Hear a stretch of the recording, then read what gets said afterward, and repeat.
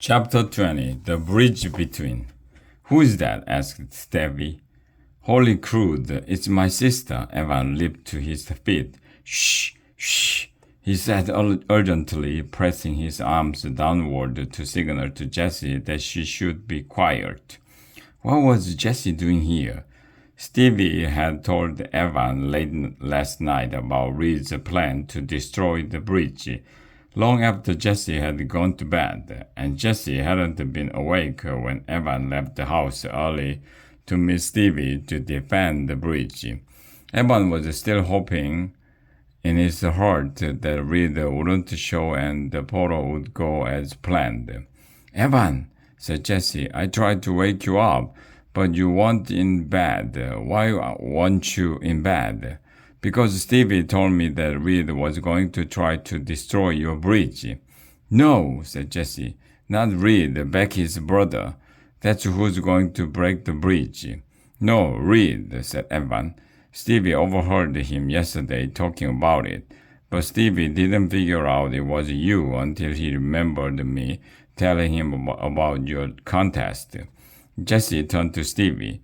You must not have heard right, she said. It's definitely Becky's brother. She told me. No, it's Reed, said Stevie. I didn't hear everything, but I know it was Reed. Jessie shook her head. It's Becky's brother. Evan and Jessie looked at each other. No way, said Evan. Jessie put her hands on her head as if she was afraid it would explode. Reed, the kid who had been tormenting Evan all summer, was Becky's brother? Becky, the girl who had been bullying Jessie since second grade, was Reed's sister? What a family, said Stevie. That stopped Evan. He had never thought about that. Reed had a family. What would it be like to wake up every morning and share the same toothpaste tube with Reed? Eat breakfast with Reed, watch TV with Reed, pass him on the stairs where he could push you or trip you or shove you. What would it be like to never be able to get away from Reed? Becky was crying this morning, said Jessie. She was scared. She ran away. There he is, said Stevie. Evan could tell that Stevie was trying to sound brave, but he didn't. Evan felt his own heart start to speed up. He was suddenly aware that he was responsible for Stevie and Jessie. They were smaller than he was. He didn't have to protect just the bridge, he had to protect them. It felt like too much. Reed was walking in that strange bouncing way he had. Evan realized he used it to make himself look bigger than he was, like he was taking up more space, like he was confident. Evan knew he wasn't, but Evan wasn't feeling so confident either. Reed was coming at the bridge from the side of the middle school. Evan, Jessie, and Stevie were on the side of the bridge closest to Hillside Elementary. The 4-foot wide stream was between them. The bridge was the only way over. Evan suddenly remembered what Stevie had said the last time Evan confronted Reed. He would probably pick on someone even smaller. It had never occurred to Evan that it would be Jessie. You two should go, said Evan. I'll take care of this. No, said Stevie. I'm going to stay. Jessie, go home, said Evan. Reed was getting closer, and he wasn't slowing down at all. Are you crazy? Asked Jessie. It's my bridge. You're not the boss of me, Evan Tresky. Besides, said Stevie, there are 3 of us that has to count for something. Evan wasn't so sure. Reed was almost at the stream, and he still hadn't slowed down. It looked to Evan like he had a plan. Hey, shouted Reed. What are you doing, goose boy? Babysitting? Evan advanced.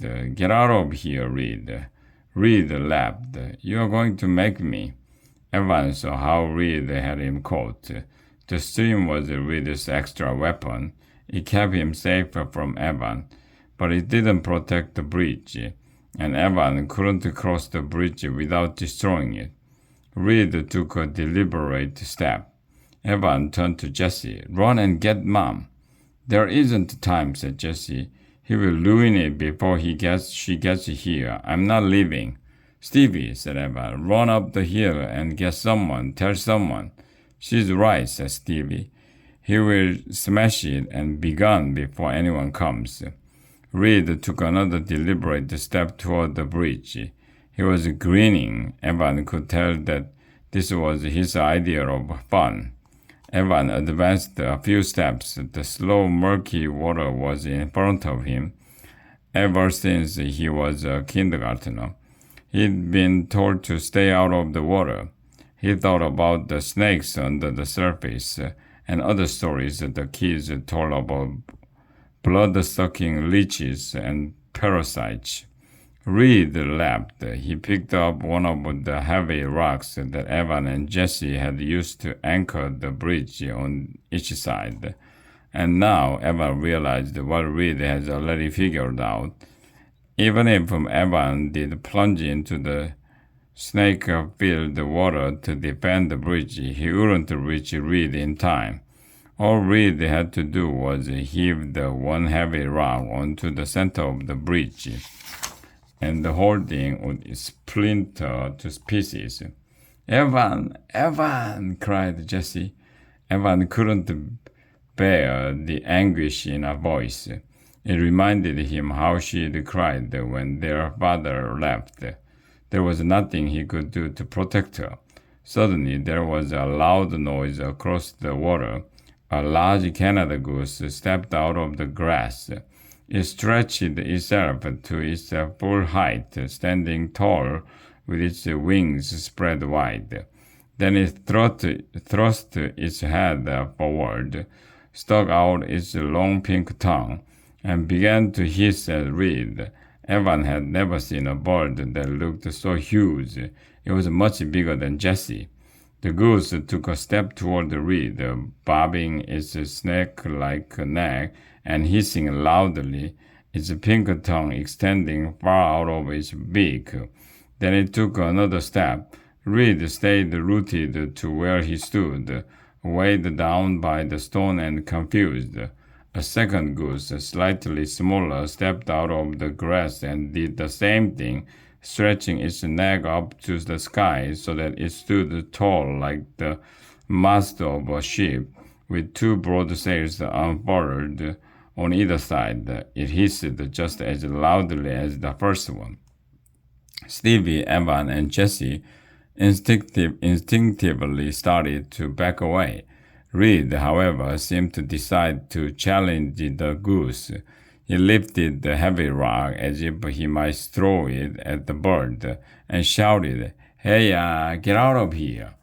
Both geese dropped their heads low to the ground, tucked their wings tight to their bodies, and charged at Reed with astonishing speed.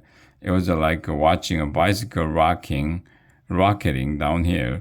When the geese reached the reed, they spread their wings and flew up off the ground, extending their long necks and pecking his head with their bills. Reed tried to drop the rock and turned, but he tripped and stumbled. He was on the ground with the two birds swirling around him, flying up into the air and pecking his body all the while, hissing loudly, flying and pecking, then landing and hissing. "Evan!" shouted Jessie. "They are going to peck him to death." Evan started to run toward the water. Snakes or no snakes, he had to do something. But before he reached the edge, Reed struggled to his feet and ran away, screaming as if his pants were on fire. As soon as he took off, the pair of geese settled down and began walking in gentle circles, calming themselves and nibbling the grass quietly. "Whoa," said Stevie. "I've never seen anything like that." "Do you think they will come over here?" asked Jessie, who had taken a hold of the back of Evan's t-shirt. It was the closest she came to hold hands with anyone. "I don't think they care about us," said Evan, breathing heavily. sweat dripping off his forehead. Why did they do that? Asked Stevie. Why did they attack Reed and now they are just walking around like nothing happened? It's a well-known fact that geese will attack humans when they are threatened, said Jessie, or their babies are threatened, or their nest is threatened. I don't see any babies, said Evan, and I think that's the pair of geese with the nest that Reed smashed. Look at that, said Stevie. Evan and Jessie watched as the geese ripped mouthfuls of grass from the ground and carried them to the bridge. They waddled onto the bridge as if they had done this before and deposited the grass in the middle of the deck. They're dumping stuff on my bridge, said Jessie.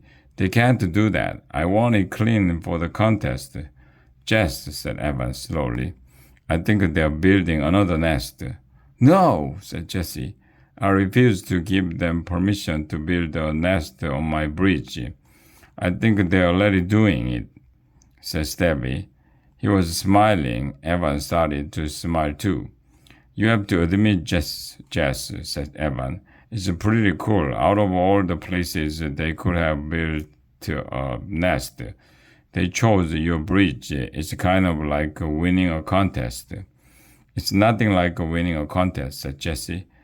There would be no ribbon to hang on her wall, no photo in the newspaper, no applause. I want my bridge back now. Well, go get it, said Stevie, stepping back. Yeah, said Evan, taking 2 steps back. There's no way I'm going to fight with those geese. This is awful, said Jessie. No, it's great, said Evan. They lost their first nest and now you've given them a home for their second one. You're 1 in a million, Jess. I bet they name a goose baby after you. Gosling, said Jessie with frustration. A goose baby is called a gosling. I bet you will get your picture in the paper, said Stevie.